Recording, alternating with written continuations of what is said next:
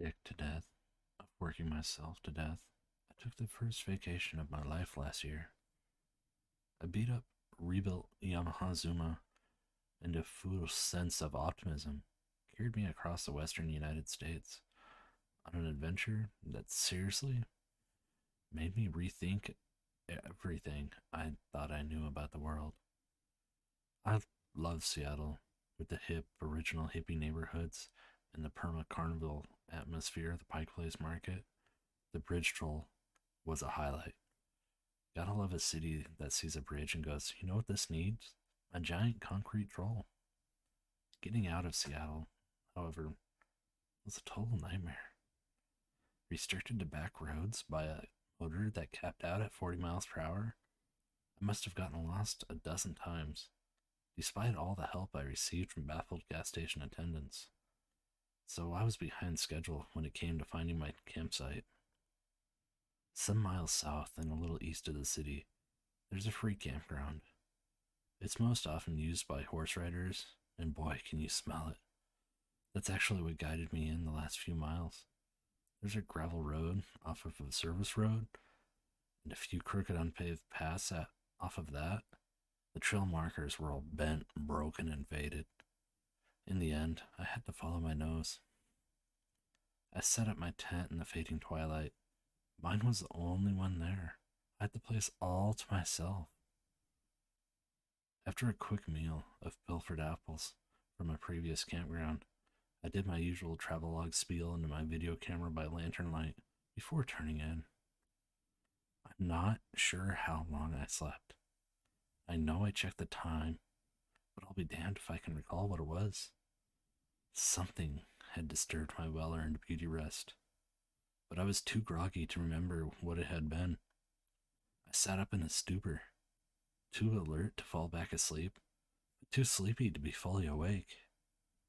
Something brushed the side of my tent, and suddenly I was more awake than I had ever been. I'd done plenty of camping by that point. I was familiar with the sounds of the usual nighttime critters, from raccoons to coyotes. Nothing had ever bothered me in my tent before.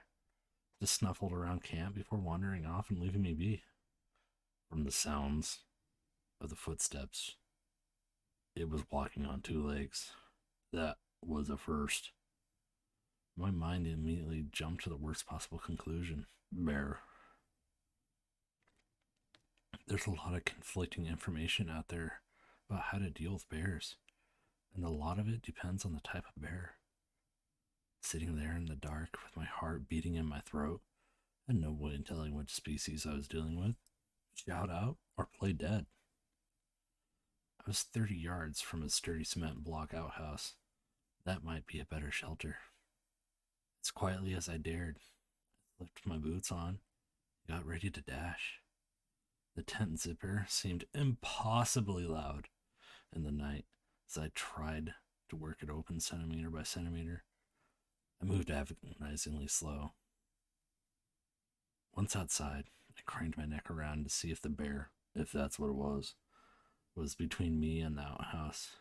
With incredible illumination of the Milky Way, I could see the campground clearly all the way to the tree line. There was nothing out here. I could feel something watching me. It was like feeling an insect crawl along the back of my neck. There was no logical way for me to know something had its eyes on me, but out there, in the dark, in the middle of nowhere, all alone, I couldn't dismiss it. Still on high alert, I cracked along and tried not to crunch the gravel under my feet too loudly. The outhouse was still my best bet. The door was propped open by a stone, but inside there was a heavy duty bolt lock.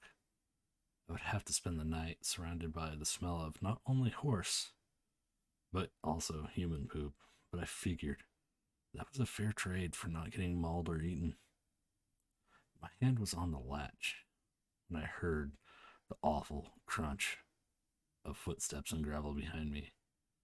I kicked the stone propping the door open out of the way and slammed the heavy metal door shut, no longer caring how much noise I made. Whatever was on the other side had thumbs. Something tugged on the door. As I struggled to bolt it shut, I won, but it was close. There was metal mesh along the top of the structure for ventilation.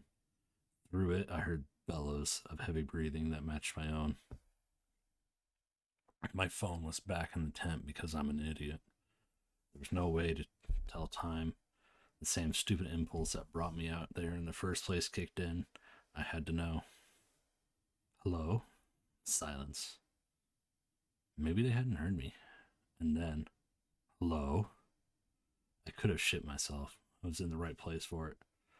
The voice was masculine like my own and had the sound that was like a kick to the gut. I couldn't even tell you why it made me so uneasy. The sensation was like you're walking upstairs and you're expecting another step, but your foot comes down on an empty space. I'm sorry, I thought I was alone, I said. I'm alone. Every syllable was jarring. I'm sorry I freaked out. I didn't think there was anyone else here. Sorry I'm here. You'd think, now that I knew it was another camper, I would have opened the door, but I never did. Some deeply buried instinct kept me from taking my hand off the bolt. You scared the crap out of me. Are there more tent sites out in the trees or something? I'm something. There are more. His words made me sick to my stomach. Again, I couldn't have even told you why, only that they did. From his odd syntax, I guess English wasn't his first language. Do you need to go? Use the bathroom, I mean? Because I'm going to be in here a while. That wasn't a lie. I wouldn't have opened that door if my mother was on the other side. You need to go. His grasp of English was improving with every sentence. There was something weird about that. Look, I'm sorry if I scared you, but you started it by creeping around in the dark. I won't come out. Can you go somewhere else? I'll be gone in the morning. I promise. I just want to sleep in peace. You need to be gone. I promise you I creep in the dark. You won't be here in the morning. Fear cemented my mouth shut. The more I spoke, he did, and I didn't want to hear his voice anymore. I'm sure that makes me sound like a bigot or something, but I had the feeling I was feeding him words, and the feeling was not pleasant. It felt like he was hungry for them. The same instinct that told me to keep quiet the first time kept me from running my dumb mouth off again. I was either dealing with someone who was not mentally well or something else entirely. There was threat in his words, and the way he spoke, I had no doubt that he was able to carry out that threat. I kept my hand on the bolt while they cramped and the first rays of sun crept slowly through the mesh at the top of the walls of my shelter. It wasn't until the sun was strong enough to make me sweat in my self-imposed prison that I felt brave, stupid, enough to speak again. Hello? Are you still there? Hello? Anyone? There was no answer, which was the best outcome I could hope for. I opened the door. My tent was untouched, at least from a distance. The oppressive feeling of being watched had dissipated. I dressed and broke down camp in record time. My moped cranked to life, but it wasn't until I went to put on my helmet that I saw the footprint. I'd kicked that rock pretty far. It was close to my bike. Naturally, I went over to it. I had to know. In a clear outline of fresh mud, there was a single print on the smooth gray of the stone. Not human, but a hoof. That of an unshod horse or goat. It was so fresh, so vivid, it hadn't been there last night when I used the bathroom before I'd gone to bed. In the soft mud in front of the outhouse door, there were more of the same. Some of them on top of my own boot prints. If you want to go looking for whatever the hell it was, be my guest. Just be careful with your words out there. Because I figured out what was wrong with the voice when I watched the playback of my travel vlog video. It was my own.